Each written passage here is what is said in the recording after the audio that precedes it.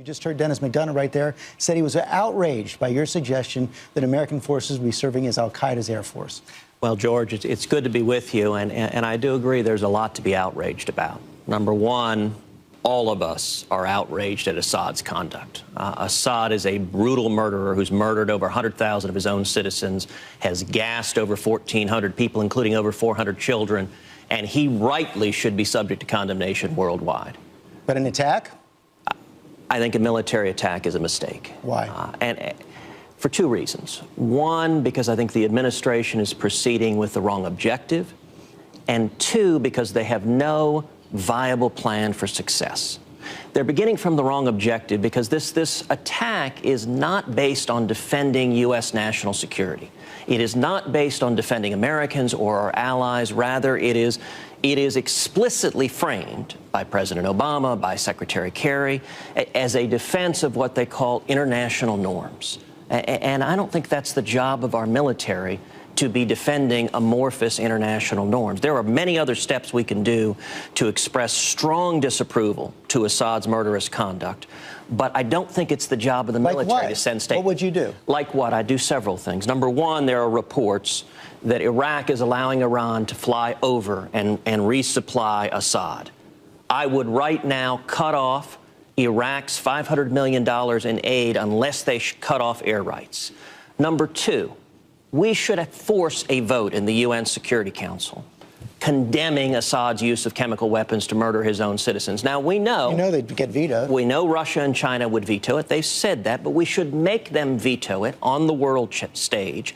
And if they do veto it, we should respond by, with respect to Russia, we should reinstate the anti-ballistic missile station in Eastern Europe that was canceled at the beginning of the Obama administration to appease Russia. And with respect to China, we should go through with selling the new F-16s to Taiwan that, again, this administration put the kibosh on. So that hurts China and Russia, but what does it do to Assad in Syria? What it does to Assad in Syria is we should unify international opinion condemning him. But the second piece, and you know, Mr. McDonough said he was outraged at the suggestion that this attack would help al-Qaeda.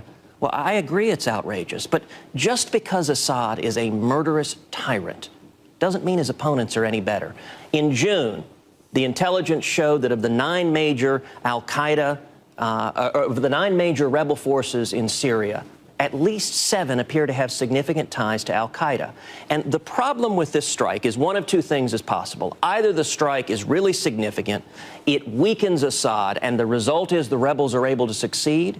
And if what happened there is al-Qaeda taking over or al-Nusra taking over and extremist terrorists getting access to those chemical weapons, that hurts U.S. national security. Your fellow Republicans, like Senator John McCain, disagree with that. He said you were uninformed. And Congressman Adam Kinzinger, an Iraq war vet, has also taken exception to your comments. Here's what he said.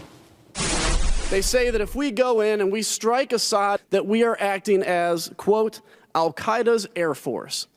And I believe that is a cheap line by some people to garner headlines. Cheap line to garner headlines. Well, look, I don't know Mr. Kinzinger. I certainly respect his service. He's entitled to his opinions. What I can tell you is that actual line initially was said by Dennis Kucinich, and where I saw it after that was a current naval sailor who tweeted and said, I didn't sign up to serve as al-Qaeda's air force. And the reason why we're seeing, and I'll tell you, this past 2 weeks, I've been traveling all across Texas, and everywhere in the state of Texas, it has been unanimous of Texans saying, don't put us in the middle of a sectarian civil war, particularly when doing so would help al-Qaeda terrorists. Finally, do you think the president has the authority to go forward without a congressional support, or is it an impeachable offense? I don't think he has the authority, and we know that from two things. Number one, the Supreme Court in the Steel seizure case said that when Congress affirmatively rejects congressional authority, which it would do if it votes down this resolution, that the president's authority is at its lowest ebb. And secondly, the residuum of presidential authority to act militarily in the absence of a declaration of war is based on an imminent, direct threat to the United States. And President Obama has already explicitly said there isn't. So acting would be an impeachable offense? It would be contrary to the Constitution. And listen, this is not the time for politics. This is a grave and serious moment. I would like to support our commander-in-chief. I would like to see our commander-in-chief focused on protecting U.S. national security. One of the problems with all of this focus on Syria is it's missing the ball from what we should be focused on, which is the grave threat from radical Islamic terrorism. I mean, just this week is the one-year anniversary of the attack on Benghazi. In Benghazi, 4 Americans were killed, including the first ambassador since 1979. When it happened, the president promised to hunt down the wrongdoers. And yet a few months later, the issue has disappeared. You don't hear the president mention Benghazi. Now it's a phony scandal. We ought to be defending U.S. national security and going after radical Islamic terrorists. We're going to be talking about Benghazi with the diplomat on the ground, Greg Hicks, in just a moment. Senator Cruz, thank you very much. Thank you, George.